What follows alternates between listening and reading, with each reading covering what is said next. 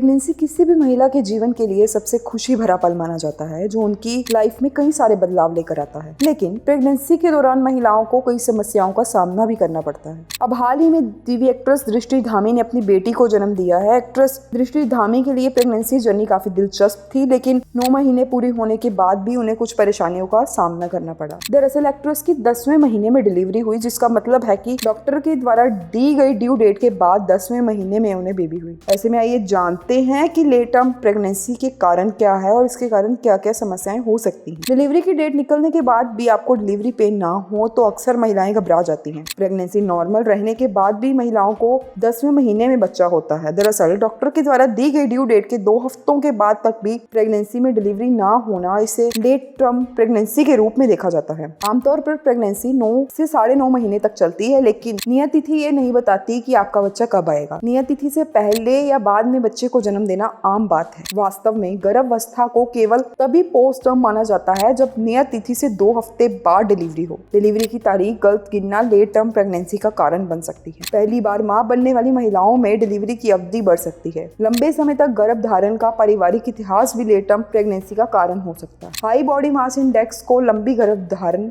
अवधि से जोड़ा गया है, यानी मोटापा भी डिलीवरी में देरी का कारण बनेगा। 35 साल से ज्यादा उम्र की महिलाओं में लेट टर्म प्रेगनेंसी का अनुभव होने की संभावना ज्यादा होती है। जिन महिलाओं ने पहले 41 हफ्ते से ज्यादा समय में बच्चे को जन्म दिया हो, उनकी फिर देर से डिलीवरी होने की संभावना ज्यादा होगी। गर्भावस्था के 41 हफ्ते से आगे बढ़ने पर डेट बर्थ का जोखिम बढ़ जाता है। देरी से डिलीवरी होने पर एमनियोटिक फ्लूइड में कमी हो सकती है, जो कि बच्चे की सेहत को प्रभावित करती है और गर्भनाल के दबने का कारण भी बनती है। यदि बच्चा गर्भ में मेकोनियम पास करता है तो ये फेफड़ों में सांस के साथ जा सकता है, जिससे जन्म के बाद उसे सांस से जुड़ी समस्याएं हो सकती हैं। बच्चे औसत से बड़े हो सकते हैं, जो डिलीवरी को और भी मुश्किल बना सकते हैं और सिजेरियन सेक्शन के जोखिम को बढ़ा सकते हैं। देर से डिलीवरी होने पर महिलाओं को बच्चा होने के बाद ब्लीडिंग की समस्या बढ़ सकती है। लेट टर्म प्रेगनेंसी कई समस्याओं का कारण भी बनेगी। ऐसे में जरूरी है कि आप समय समय पर अपनी जांच करवाते रहें और डॉक्टर की सलाह का पालन करना ना भूलें।